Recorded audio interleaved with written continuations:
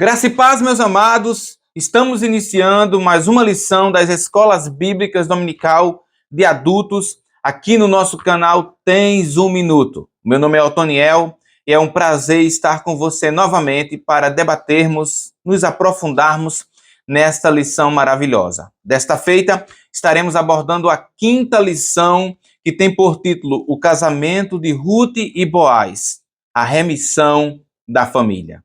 Nesta presente lição, trataremos acerca do casamento, como era o casamento do tempo judaico. Também falaremos desta última lição acerca de Ruth, Noemi e Boaz. Pois a próxima lição já estaremos tratando sobre Esther. E eu tenho certeza que assim como essas 5 lições foram maravilhosas, não será diferente nas próximas lições que assim o veremos. Mas sem mais delongas, roda a vinheta.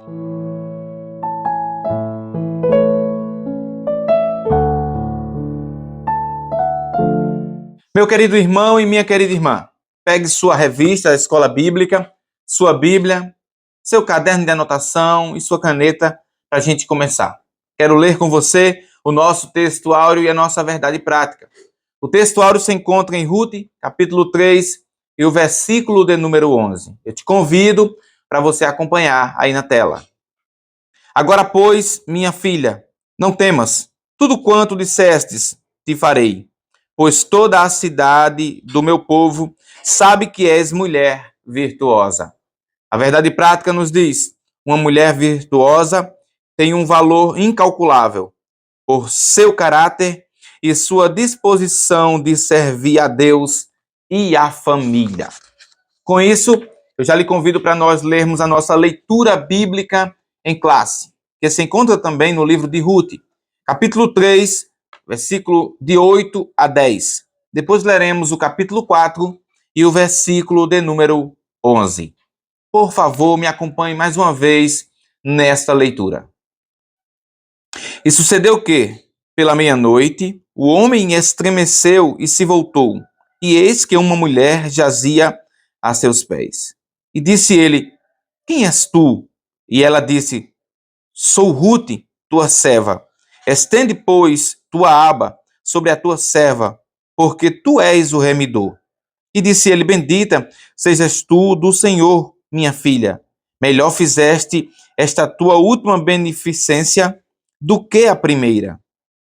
Pois após nenhum jovens foste, quer pobres, quer ricos. Ruth, capítulo 4, versículo 11. E todo o povo que estava na porta e os anciãos disseram, somos testemunhas. O Senhor faça a esta mulher que entra na tua casa como a Raquel e como a Leia, que ambas edificaram a casa de Israel.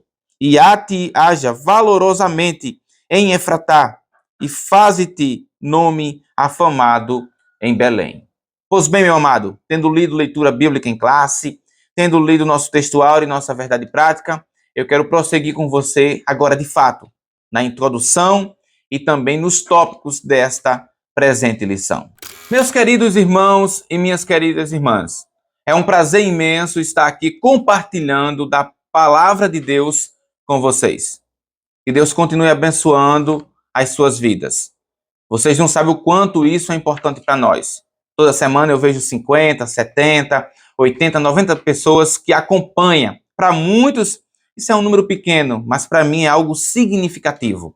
Eu sei que 50, 70, 80 pessoas foram impactadas, aprenderam um pouco mais da palavra de Deus e contribuíram conosco na divulgação deste evangelho. Eu tenho certeza que isso se propagará por mais pessoas. E você é uma ferramenta importante nas mãos de Deus para divulgar esse trabalho, que não é meu, que não é apenas seu, mas que é nosso. Você percebeu aí que faltamos menos de 10, 12 pessoas para completar 1000. Então eu quero te convidar, nos faz essa força, compartilha com algum colega teu e convida ele para se inscrever nesse canal. Eu acho que nesse momento falta 12 pessoas para completarmos o número de 1000 pessoas.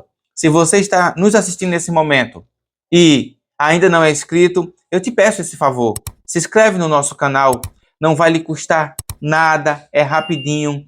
e você não sabe o quanto isso é significativo para o nosso trabalho, o quanto nos alegra em continuar trabalhando e sabendo que há pessoas que estão escutando, que estão aprendendo da palavra de Deus e se desenvolvendo junto conosco para fazer a obra do Senhor de forma mais qualificada.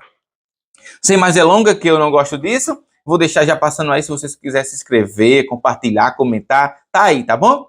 Então, o nosso foco aqui é a palavra de Deus. Então, é na palavra de Deus que iremos agora nos aprofundar. Pois bem, chegamos, como eu falei, e reitero agora, na última lição, tratando sobre Noemi, Ruth e também Boaz. Essas 4 lições que nos antecederam foram de bênçãos. Aprendemos bastante. E concluiremos, neste momento, com justamente o casamento e o nascimento proveniente deste casamento que Deus assim o fez. Meus amados irmãos, nós vimos aqui nesta lição que o livro de Ruth começa com fome, com fuga dessa fome e com morte, tristeza, dor. Muito pesar é o livro de Ruth. Mas eu lhe digo uma coisa, quando nós temos Deus no controle da situação, quando nós temos Deus dirigindo a nossa história, por mais que o começo pareça sombrio, por mais que a situação pareça irreversível, Deus é poderoso para mudar o quadro e trazer esperança para aqueles que não têm mais esperança. Neste contexto, eu preciso dizer para você que a fé no Deus Todo-Poderoso é fundamental para continuarmos vencendo os dias maus. Pois os dias maus vêm sim sobre o que serve a Deus e também aquele que não serve. Vem para todos. No entanto, quem tem Deus no controle da situação, quem tem Deus como Senhor da sua vida, fará e terá um final como este daqui da Ruth.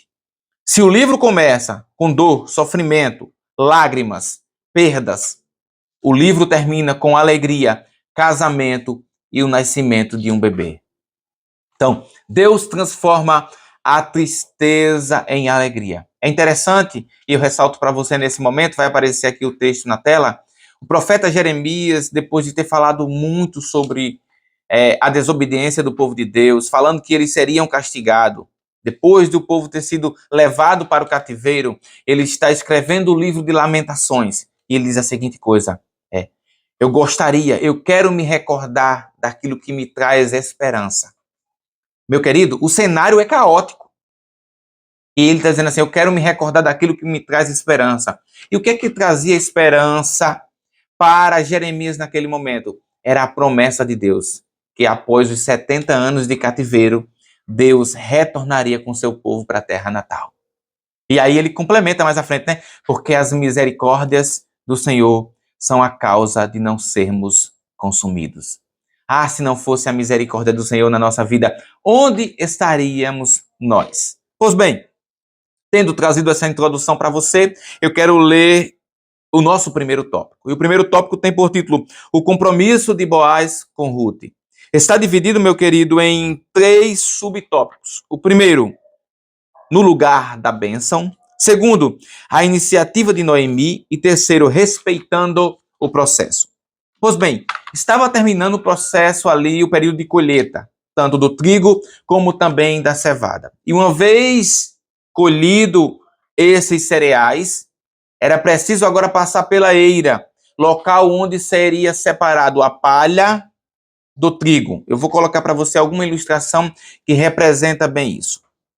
Eu quero apresentar para você acerca desse trabalho um autor por nome de Wilson. Tem o Yamauchi e também o Wilson. É um livro que eles escrevem em paralelo. E neste contexto, ele falando acerca desse fim dessa colheita e esse começo agora da separação da palha e do grão, ele vai trazer a seguinte coisa. Acompanhe comigo aí. Quando a possibilidade de recolher diminui, o que está findando a colheita, com a conclusão da temporada da colheita de grãos, Noemi instrui Ruth a fazer com que ela aproxime-se de Boaz, que está joeirando cevada na eira de tardezinha. Então ele está na parte da tarde, joeirando. Daqui a pouco eu lhe explico o que é isso. Aí ele diz, na região montanhosa de Judá, a brisa da terra e do mar soprava previsivelmente no final da primavera, início do verão, na época da colheita de grãos. O método de debulhar do material colhido não é mencionado, o autor diz. O povo da tribo de Judá empregaria os cascos de animais de tração e os mangais para quebrar as espigas ou espiguetas das cabeças e para abater e separar as cascas das sementes, como eu falei. Era um processo agora de separar a casca da semente. No joeiramento feito por Boaz, o autor destaca, o material debulhado era lançado ao ar previsivelmente, em movimento, que soprava contra o vento e as cascas quebradas e outros pedaços de palhas, enquanto os grãos mais pesados caíam nas proximidades.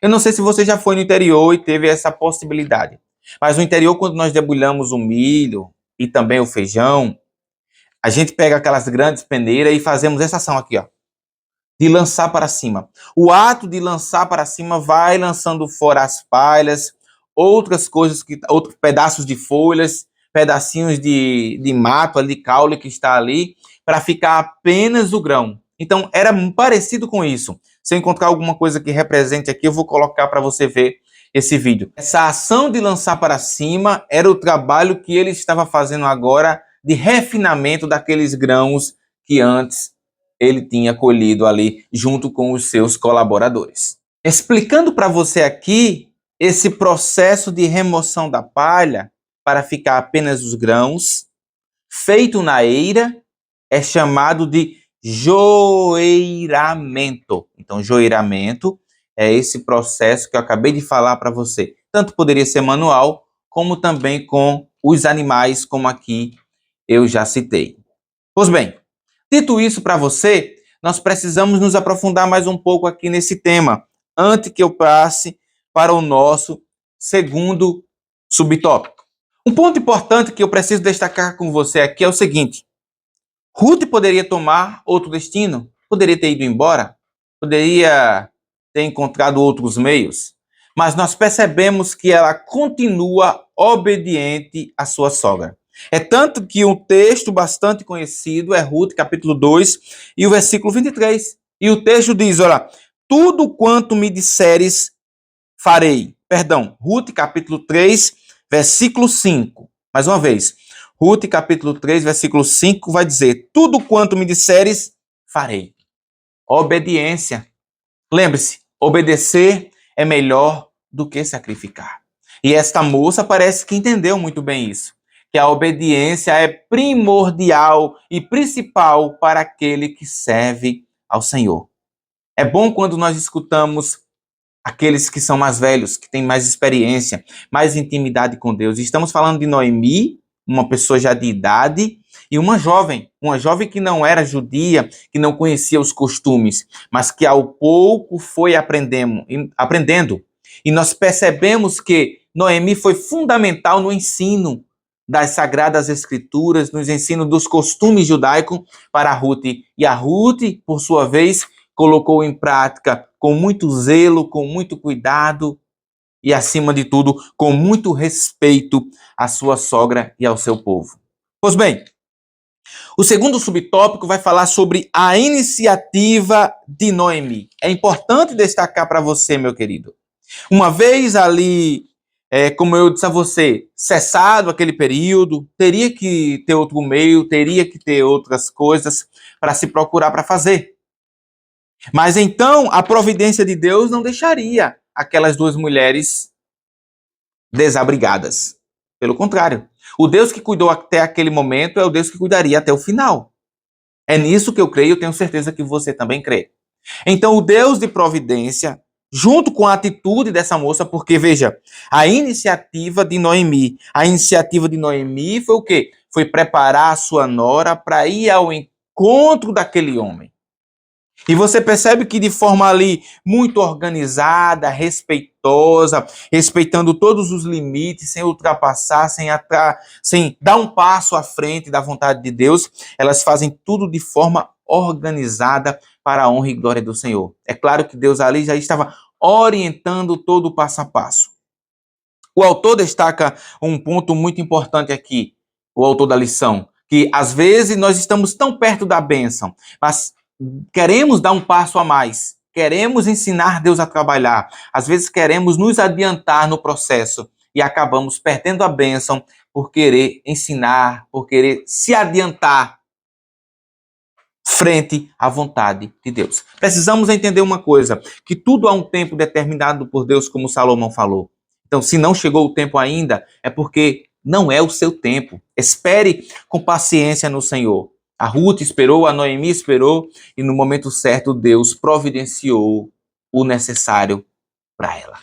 Então, orientada por Noemi, Ruth vai até Boaz, sem que ele notasse, é claro, não fazendo nenhuma firuleta, nenhuma dança, nada de atração. Ela chega e faz uma ação que é de costume do povo do Oriente. Qual é o costume? Sem que fosse notada, ela deveria o quê? Esperar que Boaz se deitasse, se cobrisse, então ela chegaria lá e descobria os pés dele de forma discretamente, e ali se deitava aos pés dele. Esse era o ato que ela deveria fazer, e assim ela o fez. Boaz acorda atônito, verifica aquilo, né? E assim que ele verifica, que pergunta quem ela é, que ela então se apresenta mais uma vez, eu sou tua serva, mais uma vez ela ressaltando, né, quem ela era, a dependência, o que ela precisava. Então, ela vai dizer a seguinte coisa, olha, lança sobre mim a tua capa, né? Lança sobre mim, em outras versões, a tua vestimenta. O que era isso, Otoniel? No Oriente Médio, não só pelo povo judeu, como também em outros povos ali da circunvizinhança, o ato de você lançar sua capa sobre uma pessoa, em específico uma mulher, era o mesmo que você trocar uma aliança de compromisso na nossa atualidade, no nosso contexto. Então, a forma dela pedir assim, olha, me lança a tua capa, porque tu és o meu remidor, tu és o meu remidor, lança. Ela pedindo ali, né? Você é o meu remidor. Me dá esse compromisso, firma esse compromisso. Então, esse ato, meu querido, de lançar essa capa, de pegar essa vestimenta e colocar sobre ela, mostrava que ela pedia que ele fosse o seu remidor. Importante ressaltar isso. Ele poderia fazer isso agora, naquele momento? Até poderia. Mas lembre-se que ele é um homem temente a Deus. Lembre-se de uma coisa, meu amado irmão e minha amada irmã que me assiste nesse momento. Ele não é homem que ultrapassa os limites. Você não vê o texto, ele se aproximando dela para abraçá-la. Você não vê ele se aproximando para pegar nela. Pelo contrário, todo momento no texto nós vemos o respeito de Boaz para com Ruth. E aí eu te digo uma coisa. Por que eu digo isso? Porque o terceiro subtópico fala sobre respeitando o processo. Ela gostaria e queria que ele fosse o remidor. Mas ele sabia que existia alguém antes dele que tinha prioridade nesse processo de remissão. Um outro parente da Noemi que era mais chegado do que ele. E sabendo ele que o processo correto se daria primeiro por esse outro homem, então ele fez o quê? Eu vou procurar esse outro senhor. Eu vou procurar esse outro camarada para resolver esta pendência. E é interessante que, diante daquele pedido dela, o Boaz vai dizer a seguinte coisa: se ti não quiser redimir, vive o Senhor que eu te redimirei. Ou seja, ele não chegou e disse, vou te redimir agora não, calma. Existe alguém primeiro do que eu na lista. Mas se ele não te quiser redimir, que viva o Senhor, porque eu assumirei a responsabilidade. Veja que há uma atitude muito bonita da parte dela, né? De tomar a iniciativa, e há uma atitude respeitosa da parte dele de cumprir todo o processo legal. Ele também queria ela, mas ele precisaria. E ele disse, olha, por mais que eu queira, eu preciso cumprir o processo legal da coisa. Com isso, eu quero te convidar para o segundo subtópico para poder nós entendermos e concluirmos essa primeira passagem aqui do primeiro tópico. Eu acho que o segundo subtópico, ele nos trará mais sentido ao que eu estou falando. Então vamos para o segundo tópico. O segundo tópico tem por título o casamento entre Boaz e Ruth. Está dividido também em 3 subtópicos, a saber, primeiro, concluindo o negócio. Segundo, resgate e lei do levirato. E terceiro, o registro público. Pois bem, como eu falei, é um complemento do que eu estava falando anteriormente. Então vamos dar continuidade a desenvolver essa bela história. Uma vez agora ele falando isso, né? Se ele não te redimir, eu vou te redimir. Qual é o primeiro passo que eu vou fazer? Veja, teve uma atitude dela de procurá-lo, orientado por Noemi. Agora há uma atitude dele de dar prosseguimento a esse negócio, mostrando que ele também quer. Eu vou procurar aquele que é primeiro, aquele que é mais chegado. Eu vou procurar ele, informar o que está acontecendo, se ele assumir bem. Se ele não assumir, eu assumo. E é interessante que ela chega em casa, conta para Noemi tudo o que aconteceu. E Noemi traz uma palavra para sossegar o coração de Ruth. E qual é essa palavra? Ruth, capítulo 13, versículo 18. As irmãs gostam desse texto, né? O texto diz assim, ó, sossega, minha filha. Aquele homem não descansará até que conclua hoje este negócio. Vê que palavra. A fé de Noemi, né? Noemi envia a sua nora com fé. Oh, glória a Deus. Espera com fé e traz uma esperança de fé e traz uma palavra de conforto para Ruth. Porque a moça deve ter chegado ansiosa. Quem não chegaria ansiosa? Não, eu quero te redimir. Mas vamos ver o processo legal primeiro. Então há uma expectativa. Se o outro vai aceitar, se o outro vai rejeitar, que é comum a qualquer ser humano. Né? Principalmente a mulher. Eu acho que a mulher é mais ansiosa do que o homem. Assim eu acredito. Mas a sua sogra diz, sossega. Sossegue, minha filha, porque aquele homem não descansará até que conclua hoje este negócio. Ele vai para a cidade, para o campo comercial. Vale ressaltar aqui que no tempo antigo tem o centro comercial e ali havia locais, vários locais, para se tratar de vários assuntos. Então, é claro, ele procura ali a porta da cidade, como se fala, algumas versões, e quis a providência de Deus, que, meu querido, não é o acaso, que aquele remidor primeiro, mais chegado, passasse. Então ele conta para ele aquela história, fala para ele o que está acontecendo, aquele homem até diz assim, opa, a ideia é boa, eu vou lá para pegar as terras, né, ter terra, ora, acrescentar mais terra aqui no negócio é bom, né? Só que daqui a pouco o Boaz fala, olha, você tem que tanto remir ela com relação, seu Goel, com relação às terras, mas você também precisa ser o Levi. Você precisa casar com a Ruth. Ora, isso não agradou muito o homem, que alegou questões financeiras. Uma vez ele alegando questões financeiras, né? Então ele abre espaço para Boaz. Mas entre abrir o espaço para Boaz e o final desse tópico, eu preciso de falar mais uma vez sobre a lei do levirato. A lei do levirato, como eu falei para você, tinha isso, o mais chegado tinha preferência. Mas a principal ideia da lei do levirato era que perpetuasse a descendência do falecido. Né? Primeiro com o mais próximo, e aí se o mais próximo não quisesse, o outro entraria, como é o caso de Boaz aqui.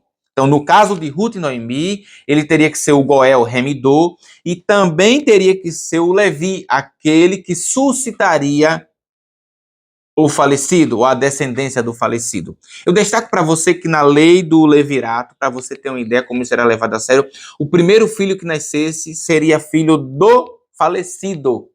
Era considerado filho do falecido e herdeiro de tudo. Veja que coisa interessante. Não sei se você sabia disso. A partir dos demais filhos, beleza, era do casal. Mas o primeiro filho era aquele filho que suscitou, que trouxe de volta a linhagem. Um exemplo aqui, o Obed. O Obed, é claro que é do nascimento de Boaz e de Ruth, mas aquele Obed é o filho que suscitou a descendência de Elimeleque. Então, ele é filho, pela lei do levirato, do Elimeleque. Dito isso, Falando para você desse encontro com esse primeiro, agora da lei do levirato, nós chegamos no registro público.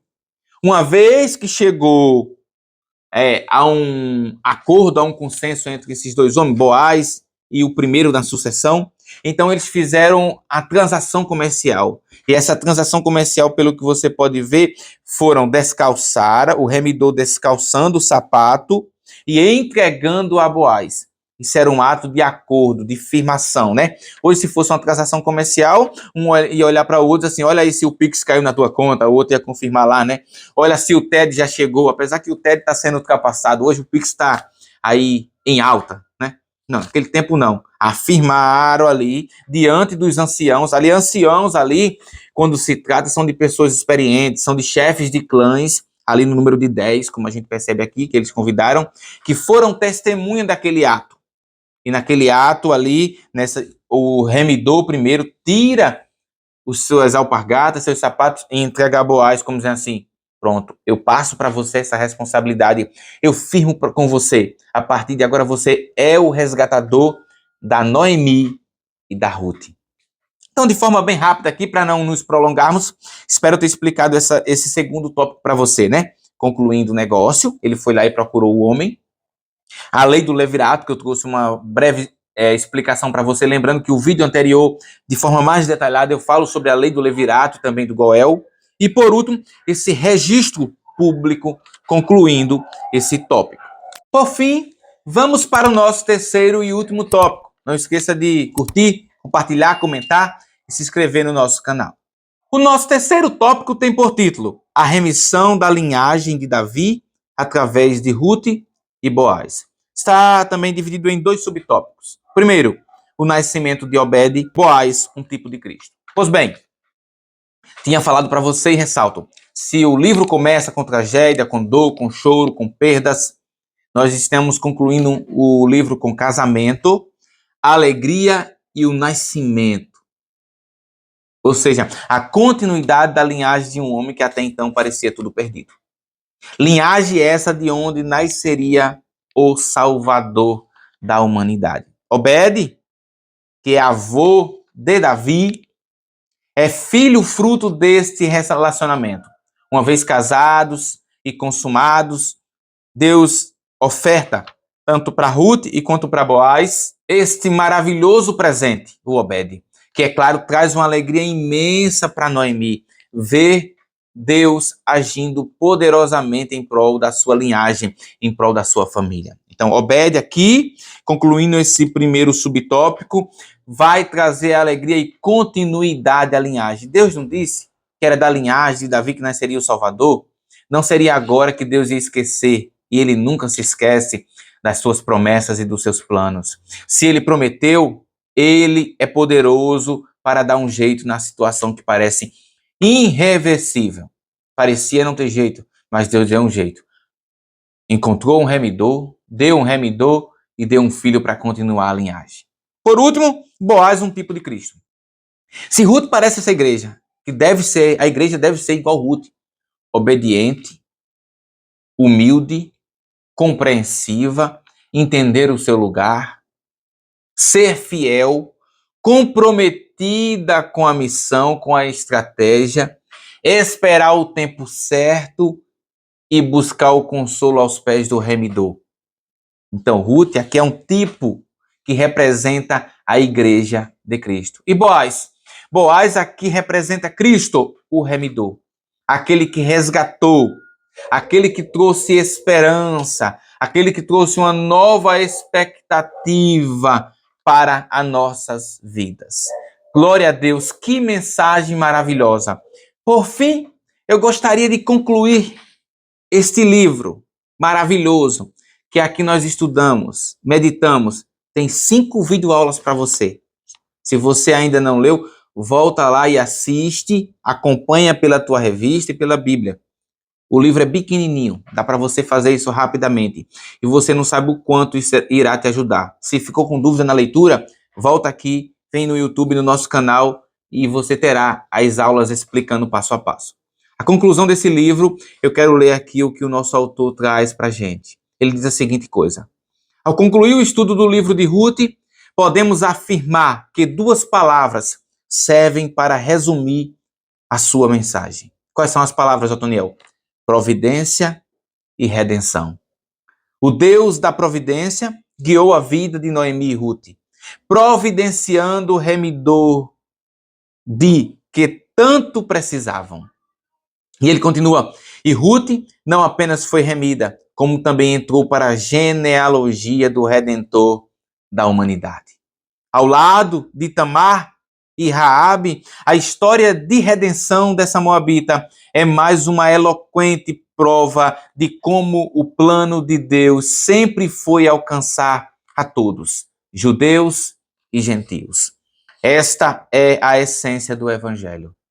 Poder de Deus para a salvação de todo aquele que crê, primeiro do judeu e também do grego, como está em Romanos, capítulo 1 e o versículo de número 16.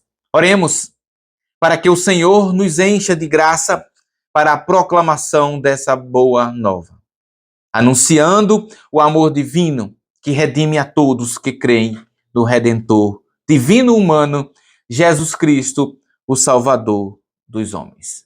Meus queridos irmãos e minhas queridas irmãs, é com muita alegria que nós concluímos essa primeira parte do nosso terceiro trimestre de 2024. Lhe dizendo que próxima semana iniciaremos em outra história fantástica, que é a de Esther. Eu te aguardo aqui para nós estudarmos juntos, assim como fizemos até agora falando sobre Esther. Forte abraço, fique na paz e que Deus te abençoe poderosamente. Ótima aula.